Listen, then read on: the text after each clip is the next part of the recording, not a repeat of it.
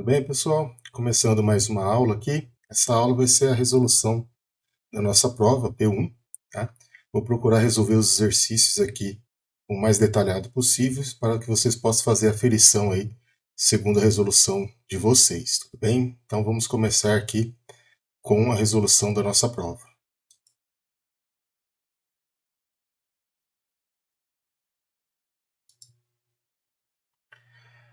Bem, a primeira questão da prova, tínhamos uma resolução aqui de um problema de aplicação direta ali dos conceitos de física, tá? Então o problema pedia: uma partícula se desloca ao longo de uma linha reta, de tal modo que sua posição é dada por x igual a x0 mais v0t mais pt ao quadrado mais ct ao cubo, onde x0 é o espaço inicial, v0 é a velocidade inicial e as constantes b e c possuem dimensões apropriadas para que a equação fique dimensionalmente homogênea. Admitindo todas as grandezas dadas no Sistema Internacional de Unidades, determine, letra A expressão da velocidade para um tempo t igual a 1 segundo. Letra B, a expressão da aceleração para um tempo t igual a 1 segundo. Essa questão, então, valia 10 pontos, sendo subdividida em 5 pontos para a questão A e B. Para resolver, então, a letra A gente parte, então, do princípio que para calcular a velocidade, utiliza-se, então, a definição de velocidade, que é a taxa de variação do espaço em função do tempo.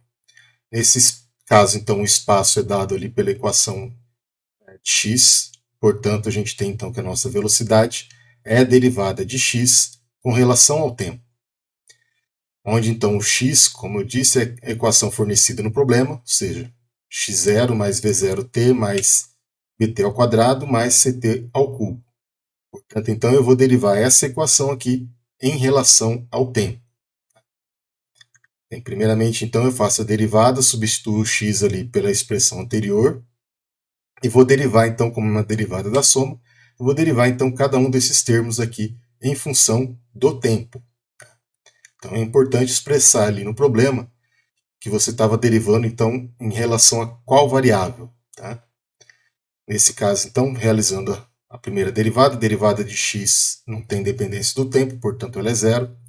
Derivada de v0t é v0, mais a derivada de bt ao quadrado é 2bt, mais a derivada de ct ao cubo com relação ao tempo é 3ct ao quadrado. Portanto, então a gente chega aqui na expressão geral para a velocidade, que a gente vai chamar aqui de equação número 1. O problema pede para a gente para calcular qual que seria essa velocidade para um tempo t igual a 1 segundo. Portanto, eu vou substituir o tempo de 1 segundo na equação número 1 acima. E aí temos então que a velocidade vai ser dada por v0 mais 2b mais 3c. Essa então é a nossa velocidade para um tempo t igual a 1 segundo. Para a letra B, a gente pode utilizar também a definição de aceleração. A aceleração, então, no sistema é dada como sendo a derivada segunda do espaço em função do tempo, portanto, d quadrado x dt quadrado, ou então a derivada primeira da velocidade em função do tempo. Tá? Como a gente já derivou, então, uma vez, para encontrar a velocidade, basta, então, a gente derivar, então, a velocidade em função do tempo, que fica mais fácil nesse caso. Assim, derivando a equação número 1, que a gente encontrou anteriormente, em relação ao tempo, temos então que a aceleração, aonde tem a velocidade, a gente substitui pela expressão da equação número 1 e derivo essa expressão com relação ao tempo dt. Primeiro termo, então, como ele não tem dependência do tempo, ele vale zero. Derivando, então, a segundo termo aqui da soma, eu vou ter que ele vai valer 2b. E o último termo aqui, 3ct ao quadrado, derivo ele vai dar 6ct.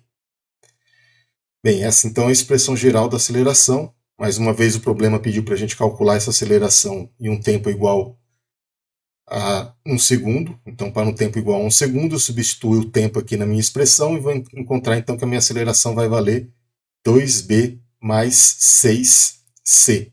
Essa então é a aceleração para um tempo igual a 1 segundo.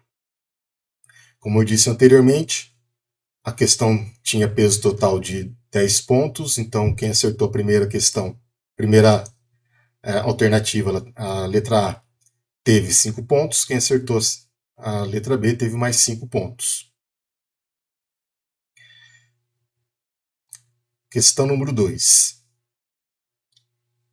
Um bombardeiro voa horizontalmente com velocidade constante de 500 km por hora, a altitude de 5.000 metros, em direção a um ponto situado acima de seu alvo. Qual deve ser o valor do ângulo de visada, θ, para que a bomba, lançada do avião, atinja o alvo? Valendo também 10 pontos esta questão. Bem, primeiramente a gente precisa analisar então como que está o comportamento. A gente tem um avião, ele está em relação ao solo aqui. A bomba então é lançada em determinada posição, que a gente vai acionar aqui como sendo a posição inicial, x0, tá? A uma altura y aqui que é de 5.000 metros, como foi fornecido no problema. Ele deu também a velocidade do avião. Assim então que essa bomba for lançada, ela vai ter a mesma velocidade do avião, e a partir então que ela abandona o avião, ela passa a ter uma velocidade horizontal constante, ou seja, 500 km por hora. Como a gente trabalha no Sistema Internacional de Unidades, eu converto isso daqui para metros por segundo, que vai dar 138,8 metros por segundo. Já aqui na vertical, ao longo do eixo Y, tá? A bomba tem um comportamento como se fosse de queda livre, portanto, então, inicialmente ela tem uma velocidade igual a zero na altura máxima, e quando ela atingir o solo, então, ela vai ter a sua velocidade máxima. Para isso, então, a primeira coisa que a gente precisa fazer é calcular o tempo que a bomba leva para atingir o solo. Para calcular esse tempo, então, a gente utiliza ali essa relação de queda livre, justamente, tá? Utilizando, então, a relação de y igual a y0 mais v0yt menos meio de gt ao quadrado. Como a gente falou, a velocidade ao longo aqui da vertical, ela vai ser igual a zero, tá? No início. Portanto, sobra para a gente que y menos y0 é igual a menos meio de gt ao quadrado. Vou então isolar o tempo nessa expressão aqui para calcular quanto que é o tempo que ele leva para atingir o solo. Isolando então aqui, implica que o tempo vai ser raiz quadrada de 2 vezes y menos y0 dividido por menos g. Então y é a posição final, ou seja, quando ele chegar no solo, então a altura vai ser zero. Y0 é a altura inicial, ou seja, 5.000 metros. Então substituo aqui na minha expressão, dividido por menos 9,8, fazendo então essa raiz quadrada aqui, a gente vai chegar num tempo de queda da bomba de 31,94 segundos. De posse então desse tempo, vai ser o tempo que essa bomba tem para percorrer essa distância aqui ao longo de x, ou seja, o alcance da minha bomba. Agora então calculando o alcance dessa bomba, que ela está contida somente ao longo do eixo x, tá? Essa velocidade, como a gente já falou no início, é uma velocidade constante, portanto eu tenho que x é igual a x0 mais v0x vezes t. A posição inicial a gente adota então como sendo igual a zero. Sobra então para mim que o alcance, que é o x, vai ser a velocidade, 138,8 metros por segundo, vezes o tempo, que é o tempo que a bomba cai na vertical, que a gente calculou anteriormente, que é de 31,94 segundos. Isso vai dar um alcance então para a gente de 4.433,27 metros. Bem, o problema pede para a gente o ângulo de visada. Esse ângulo de visada, então, que é o θ aqui, a gente pode encontrar ele através de uma relação trigonométrica. Então eu tenho aqui um triângulo retângulo, onde y é a altura com que a bomba foi lançada, x é o nosso alcance. O ângulo de visada, então, é esse ângulo formado aqui por esse triângulo retângulo, logo quando ele é abandonado pelo nosso avião. Bem, a relação trigonométrica que a gente tem é que a tangente de θ é igual cateto oposto sobre cateto adjacente. Nesse caso, como a gente quer o ângulo θ, θ então é igual ao arctangente de x sobre y. Como a gente calculou como a gente tem a altura e eu calculou o alcance, a gente substitui aqui, temos então que θ é o arctangente de 4.433,27 dividido por 5.000, que vai dar para a gente um ângulo θ aí de 41,56 graus. Prosseguindo então aqui, a terceira questão. Na figura abaixo, A e B são blocos com pesos de 44 newtons e 22 newtons, respectivamente. Então, esse bloco aqui 44, esse daqui 22. Letra A. Determine o menor peso, bloco C, esse bloquinho aqui, que deve ser colocado sobre o bloco A para impedi-lo de deslizar, sabendo que o coeficiente μe entre A e a mesa é 0,2. Letra B. Se o bloco C for repetidamente retirado, qual será a aceleração do bloco A? Sabendo que μc entre A e a mesa é 0,15. Essa questão, então, vale no total 20 pontos, divididos aí 10 pontos entre a letra A e a letra B. Para a gente começar a resolver, então, esse problema, no caso da letra A, a gente precisa ter em mente, então, que esse sistema aqui ele vai estar parado. Tá? Então, o atrito que eu tenho que envolver, nesse caso aqui, entre o bloco A e C e a mesa, tá? Vai ser o atrito estático, ou seja, que o corpo está parado. Tá? Nesse caso, então, a gente vai fazer o diagrama de corpo livre, inicialmente para o bloco B, que é o bloco que ele está somente na vertical ali, né? Ele não tem contato nenhum com a superfície.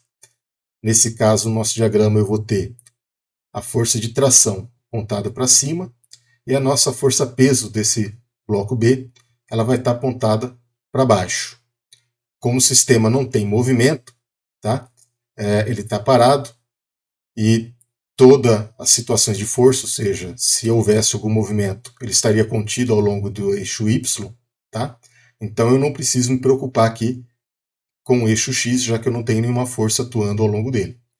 Dessa forma, equacionando e igualando a segunda lei de Newton, eu vou ter a tração, que é positiva, menos a força-peso do corpo B, que é igual, se tivesse movimento, esse movimento seria negativo para baixo, tá? Então menos a massa do corpo B vezes a aceleração.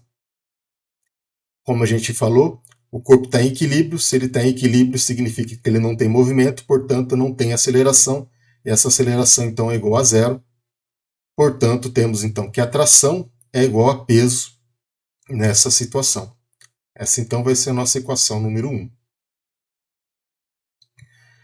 Já para os blocos que estão na mesa, tá? Então eu vou considerar então eles como sendo a massa dos dois blocos juntos, né? Nesse caso o peso dos dois blocos juntos, já que o problema deu para a gente o peso, não a massa.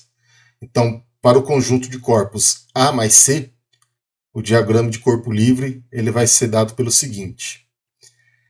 Ao longo do eixo Y, eu vou ter a força normal de A mais C. Tá? Então, essa força normal aqui já estou considerando como se fosse a soma da massa ali do bloco A mais do bloco C. E o peso atuando ali nesse conjunto seria o peso então de A mais C. Essas então são as forças que vão estar ao longo do eixo Y. Ao longo do eixo X, onde que poderia ter um possível movimento, eu vou ter a minha tração como sendo positiva, mas como eu tenho uma força de atrito atuando ali, eu vou ter então essa força de atrito sendo negativa nesse caso.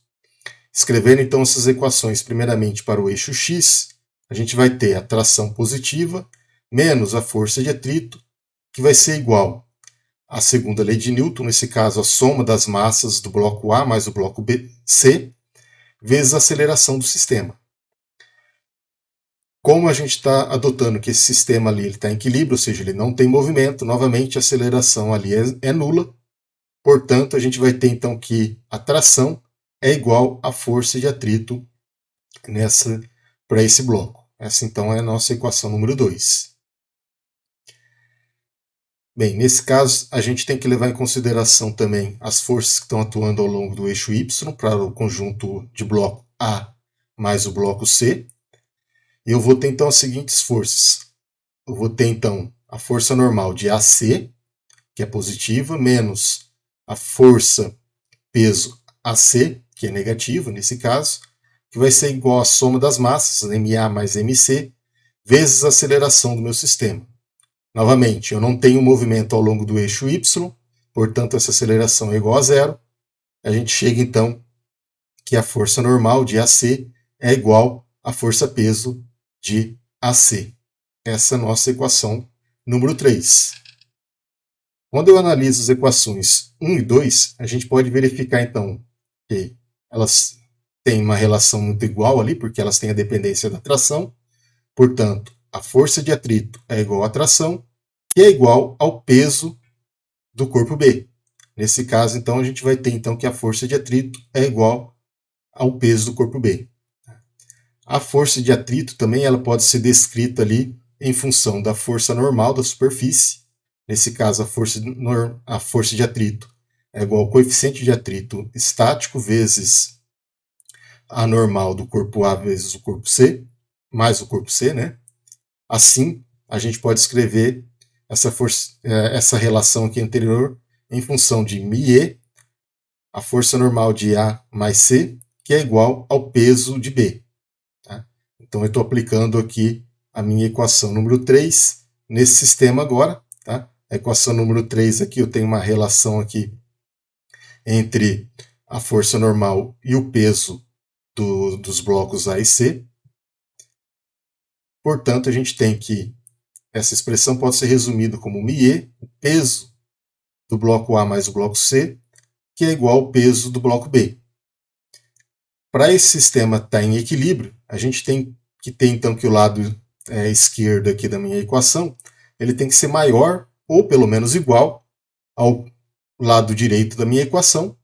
Tá? Sendo assim, para a gente determinar então esse peso aqui do bloco A mais o bloco C, para determinarmos por fim o peso do bloco C, a gente vai ter então que o bloco A é a razão do peso de B dividido pelo coeficiente de atrito. Nesse caso, 22 dividido por 0,2. Então, o peso de A de 110 newtons. Né? O peso de A mais o peso de C. Como eu quero somente o peso de C, que foi pedido no problema, então o peso de A mais C era a soma dos dois pesos de cada bloco ali individualmente. Nesse caso, então, eu vou isolar o peso de C. O peso de C, então, é o peso dos dois, menos o peso de A, que a gente calculou. Nesse caso, então, temos o peso de C é 110 newton, menos 44 newtons. Portanto, o peso ali, para que o sistema fique em equilíbrio, né, o peso de C tem que ser de 66 newtons. Na letra B, ele pede, então, para a gente calcular ali, caso houvesse ali um movimento, tá? Qual seria, então, a aceleração desse sistema. Bem, para a gente encontrar isso, primeiramente a gente vai equacionar o movimento quando C ele é removido, portanto, a partir de agora eu só vou considerar os corpos A e B. Primeiramente, então, para o corpo B, eu vou escrever, então, as equações do movimento. Tá? O movimento do corpo B, novamente, vai estar somente ao longo do eixo Y. Portanto, eu vou ter tração menos o peso de A, perdão, peso de B é igual a menos mB vezes A. Nessa segunda situação aqui, a gente vai ter o corpo B puxando o corpo A, portanto, a gente vai ter uma aceleração envolvida. Reescrevendo, então, a nossa função aqui do peso de B do lado direito da equação, já que o problema não deu a massa para a gente de B, mas ele deu o peso, então eu escrevo em função do peso agora. Tração menos o peso de B, substituo a massa aqui por menos peso de B dividido pela aceleração, que vai dar a massa, vezes a aceleração do sistema. Essa, então, é a nossa equação número 4. Já para o corpo A, a gente vai escrever então as equações dele, primeiramente ali para o eixo X. Eu vou ter então a tração menos a força de atrito é igual a massa do bloco A vezes a aceleração. Nesse caso aqui, ela vai ser positiva porque ela vai estar no sentido ali da força de tração que está puxando o sistema. Vou reescrever então essa função aqui novamente em função do peso de A, porque o problema não deu para a gente a massa, ele deu o peso. Então o lado direito dessa equação vai ficar tração menos a força de atrito é igual ao peso de A dividido pela aceleração da gravidade vezes a aceleração do sistema. Essa então é a nossa equação número 5. Para o bloco A ainda, a gente tem uma expressão ali ao longo do eixo Y. Então, para o eixo Y, eu vou ter aqui a força normal do bloco A menos o peso do bloco A é igual a zero, porque eu não tenho aceleração ao longo do eixo Y. Portanto, eu posso escrever aqui que a força normal de A é igual ao peso de A. Essa será a nossa equação número 6. Agora, o que eu vou fazer? Eu vou isolar o T na equação número 4, ou seja, vou isolar a tração na equação número 4 e aplicar ela na equação número 5. E aí, então, a gente chega a essa expressão aqui. O peso de B é 1 menos a aceleração dividido pela aceleração da gravidade, menos a força de atrito, que é igual ao peso de A sobre a aceleração da gravidade, vezes a aceleração do sistema. Vou substituir, então, aqui a minha força de atrito, que é dado, então, pelo coeficiente de atrito vezes a normal. Nesse caso, o coeficiente de atrito é um coeficiente de atrito cinético, porque eu tenho movimento. A força normal, então, é a força do bloco A. E agora, então, eu vou substituir nessa equação a equação número 6, que é a equação anterior que a gente tinha demonstrado, que era essa daqui. Chega, então, que é a força-peso, que multiplica 1 menos a aceleração vezes a aceleração, dividido pela aceleração da gravidade, menos coeficiente de atrito cinético vezes o peso de A, que é igual ao peso de A dividido pela aceleração da gravidade, vezes a aceleração do sistema. Como a gente quer a aceleração do sistema, eu vou isolar então essa aceleração nessa expressão aqui.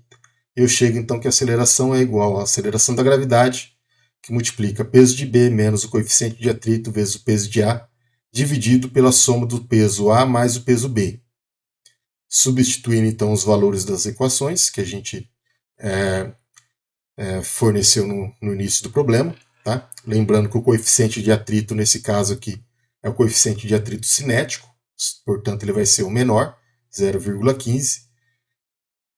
Fazendo todas essas contas aqui, a gente vai chegar então que a aceleração desse sistema é de 2,3 metros por segundo ao quadrado. Então, o peso dessa questão foi 10 pontos para quem acertou a letra A, mais 10 pontos para quem acertou a letra B e calculou a aceleração. Quarta questão. A massa M' está sobre uma mesa sem atrito, presa a um peso de massa E', pendurado por uma corda que passa através de um furo no centro da mesa. Determine a velocidade escalar com que M' deve se mover para E' permanecer em repouso. Essa questão, então, vale 10 pontos. Então, tenho aqui E' é uma massa que está sobre a mesa, ela está executando um movimento circular aqui, e eu tenho, então, um peso aqui, dado com massa E'. Bem, eu preciso, então, manter esse sistema em equilíbrio. Para manter, então, esse sistema em equilíbrio, a gente pode separar, então, as forças que estão atuando em cada um dos corpos. Primeiramente, para o corpo M, tá? Que ele tem que ficar em repouso, eu posso inferir, então, que a tração dessa corda ela tem que ser igual ao peso. Então, fazendo o diagrama do corpo livre aqui para o E', eu vou ter, ao longo do eixo Y, as forças atuando, nenhuma força atuando ao longo do eixo X, portanto, a tração é positiva para cima, a força peso é dirigida para baixo. Tá? Como esse sistema ele está em equilíbrio, eu não tenho aceleração nenhuma, portanto, a tração é igual ao peso de massa E'. Nesse caso, esse peso é dado pela E' vezes a aceleração da gravidade. Então, a tração é igual a E' vezes G. Essa é a equação número 1. Já para o bloco M, eu tenho a tração na corda, é dado então pela força centrípeta do movimento. Nesse caso, então, aqui eu tenho um movimento circular, um raio R aqui, a velocidade com que Eminho se movimenta aqui tangencial é dado por V. A força, então, que vai atuar nesse sistema é dirigida aqui para o centro, que é a força centrípeta, que é a força justamente ali do fio sendo exercido ali no bloco M. Portanto, essa força é a tração, que vai ser igual à força Fc, que é a força de atrito, a força centrípeta, perdão. A força centrípeta ela é a massa vezes a velocidade angular, e a velocidade angular ela pode ser descrita como a velocidade tangencial ao quadrado, v ao quadrado, dividido pelo raio da trajetória. Tá? Essa, então, é a nossa equação número 1. Como eu tenho a tração tanto na equação 1 como na equação número 2, eu posso igualar, então, a equação número 1 e a equação número 2, e isolando, então, a velocidade tangencial, que é o que foi pedido para o problema, a gente vai chegar no seguinte. Do lado esquerdo aqui eu tenho, então, a força centrípeta, tá? mv² sobre r. E do lado direito, então, eu tenho a força peso ali do meu sistema, que é mão vezes a aceleração da gravidade. Isolando, então, a velocidade para esse sistema, a velocidade fica, então, que é a raiz quadrada de mão vezes g, que multiplica o raio dividido pela massa m. Tá? Esse problema aqui, então, ele valia 10 pontos. Quem calculou ele ali atingiu esses 10 pontos. Eu só tenho um ressalvo para fazer com relação a esse problema aqui, que muita gente não deixou claro aqui quais são as forças que estavam atuando nesse sistema, tá? Ou seja, não definiu aqui exatamente ali o que era cada uma das coisas.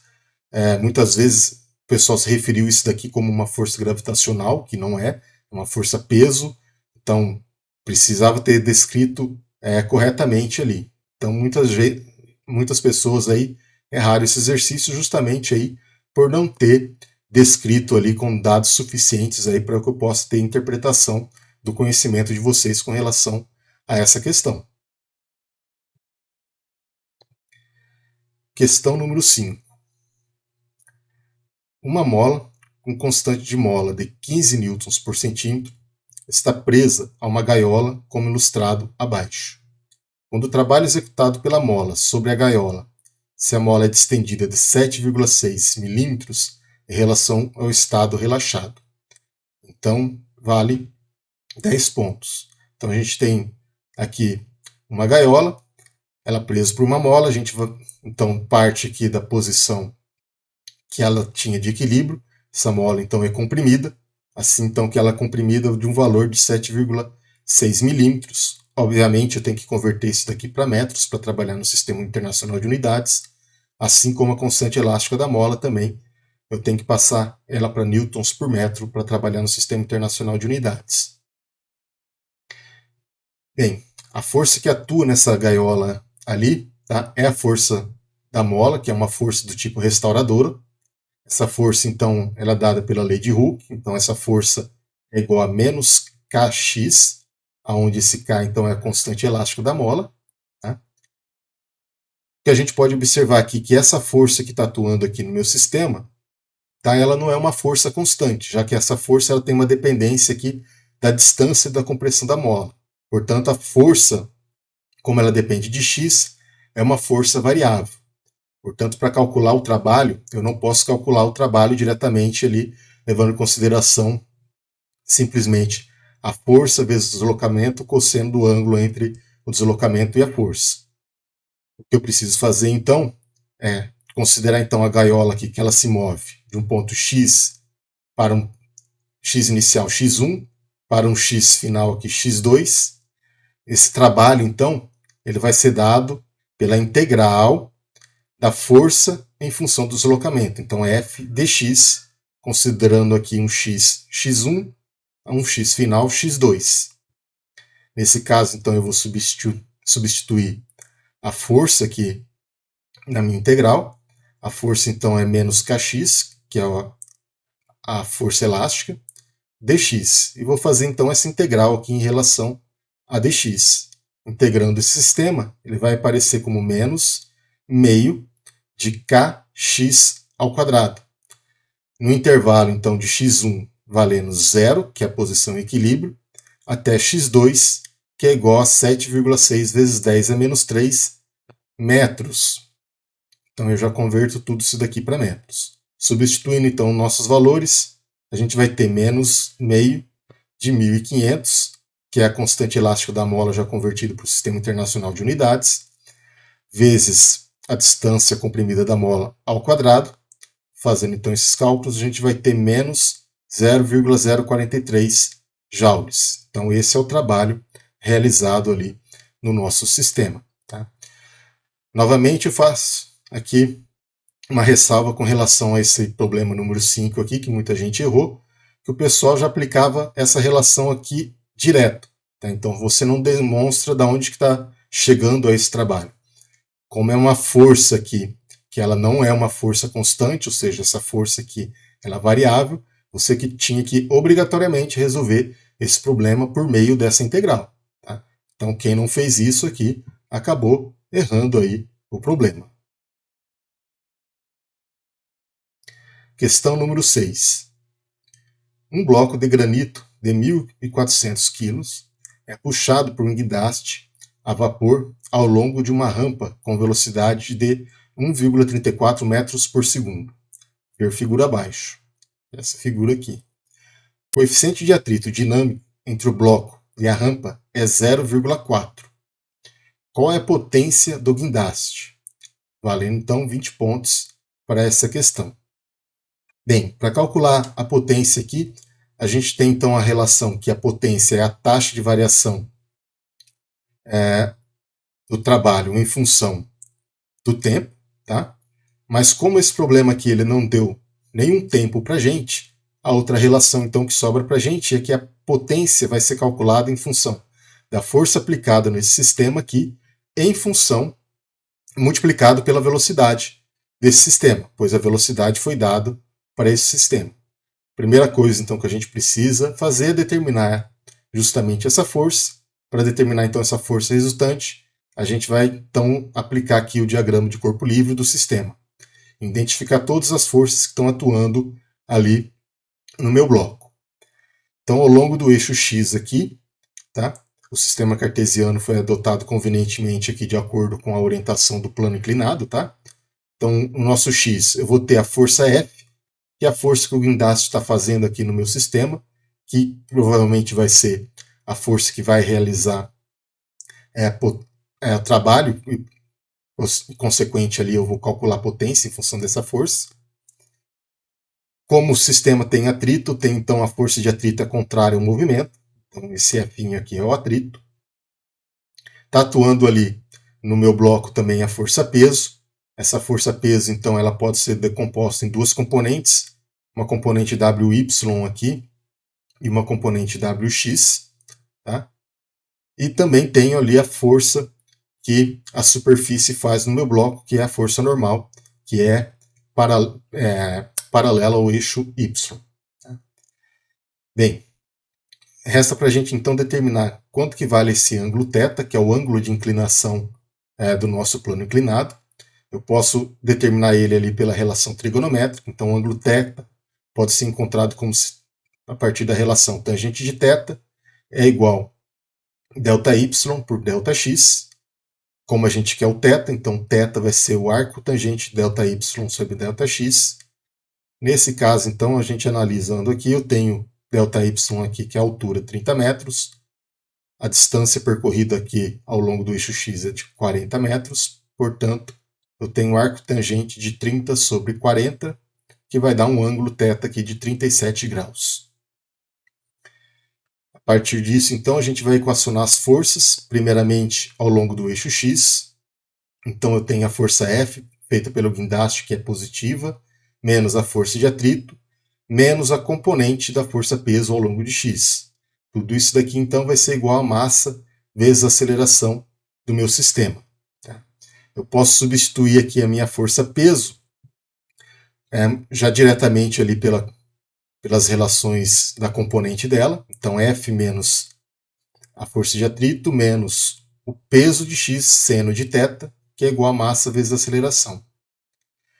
O problema falou para a gente que a velocidade com que o guindaste movimenta o bloco ela é constante. Então, se a velocidade é constante, implica que esse sistema ele não tem aceleração, portanto, a aceleração do sistema é nula. A gente chega então na relação que a força do guindaste F menos a força de atrito menos mg seno θ é igual a zero. Essa vai ser a nossa equação número 1. Equacionando também agora todas as forças ao longo do eixo Y. A gente tem a normal, que é positiva, menos a força peso em Y, que é negativa, ou a componente da força peso em Y, né, que é negativa, que é igual a massa vezes a aceleração. Novamente, a aceleração ao longo do eixo Y ali ela é nula. Substituindo aqui o Wx, a gente chega então que n é igual a menos mg cosseno θ é igual a zero, o que implica então que a gente vai ter aqui n igual a mg cosseno θ. Essa então é a nossa equação número 2. Isso daqui é uma falha aqui da apresentação, pessoal. Não existe esse sinal aqui não. Bem, continuando então aqui, a gente pode também determinar ali a força de atrito. A força de atrito é o coeficiente de atrito vezes a força normal. Nesse caso, então, em particular, a gente vai ter que a força de atrito é μ mg cosseno θ. Então, temos aqui a nossa equação número 3. Eu vou substituir, então, a equação número 3 na equação 1 e vou isolar, então, a força que o guindaste faz ali para puxar o nosso bloco.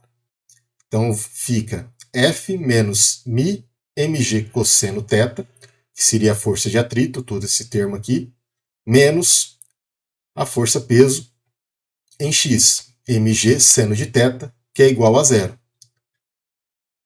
Isolo F, coloco em evidência aqui a força peso. Eu vou ter então que F é igual a mg seno de θ mais μ cosseno θ. A potência então do guindaste aqui, como a gente falou no início, ela é calculada como sendo P igual a F escalar V. Tá? Nesse caso, então, escrevendo escalarmente aqui, a gente teria módulo de F vezes módulo da velocidade vezes o cosseno de φ, aonde esse φ aqui é o ângulo entre o vetor força e o vetor velocidade. Nesse caso, como a força e a velocidade do movimento aqui elas estão na mesma direção, φ então é igual a zero, então cosseno de φ é igual a 1. Portanto, a gente vai ter então que a potência do sistema é a força vezes a velocidade, nesse caso mg v seno θ mais μ cosseno θ.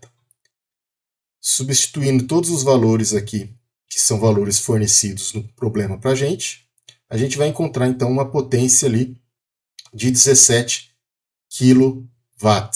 Tá? Bem, pessoal, outra ressalva aqui com relação a esse problema, aqui 6, é que muita gente tentou resolver esse problema aqui considerando a energia, né, o trabalho e a relação das energias atuando nesse sistema.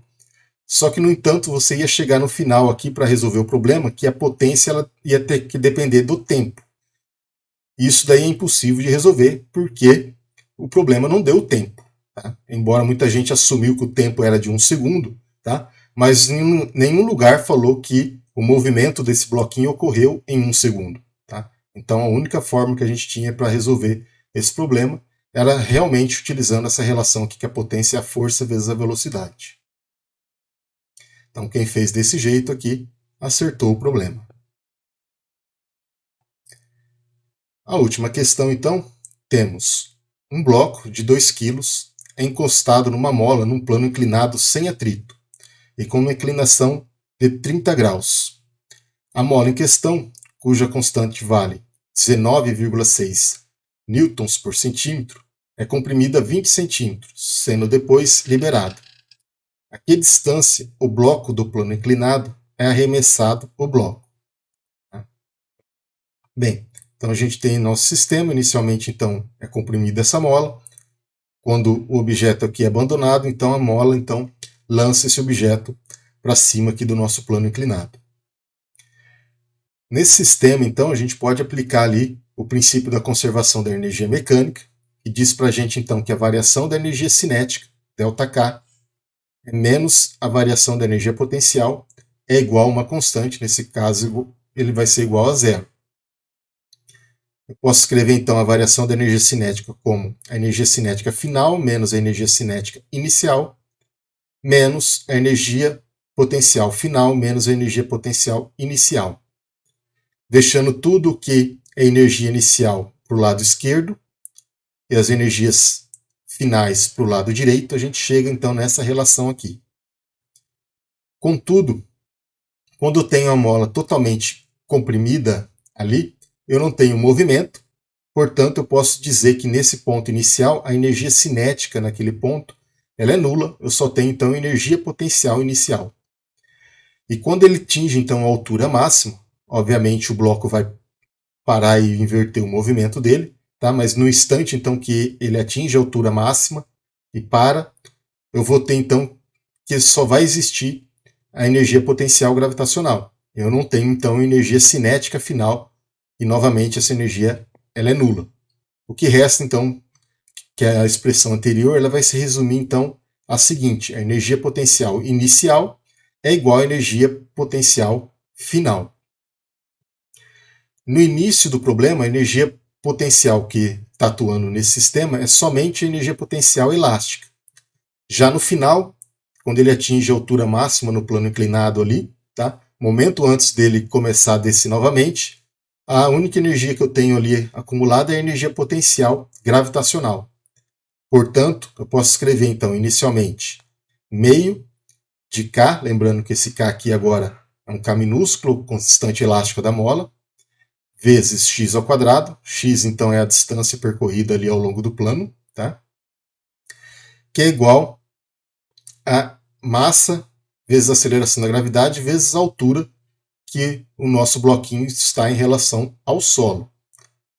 Nesse caso, então, isolando essa altura, eu vou ter então kx² dividido por 2mg. Todas essas variáveis aqui são fornecidas para a gente no problema, então eu substituo elas aqui na nossa expressão, fazendo essas contas, eu vou chegar então que a altura que o bloco atinge é de 2 metros. Mas o problema não pede para mim a altura que o bloco atinge. O problema pede para mim qual que é a distância percorrida ao longo do plano inclinado. Nesse caso, então, eu vou considerar ali L como sendo o comprimento percorrido ao longo de um triângulo retângulo ali do plano inclinado. Tá? Então aqui a gente teria o nosso plano inclinado com um ângulo de 30 graus. A altura que o nosso bloco atingiu, que é a altura de 2 metros que a gente calculou. Mas o que o problema quer saber é justamente essa distância L aqui, ou seja, a hipotenusa aqui do nosso triângulo retângulo. A gente pode utilizar então uma relação trigonométrica para calcular quanto que vale esse L. E ele vai dizer para a gente que seno de 30 graus é igual à altura dividido pela hipotenusa ali desse triângulo. Como eu quero justamente o L, L então vai ser H sobre seno de 30 graus, que vai ser 2 dividido por meio, que vai dar então um comprimento ali no plano inclinado de 4 metros. Tá?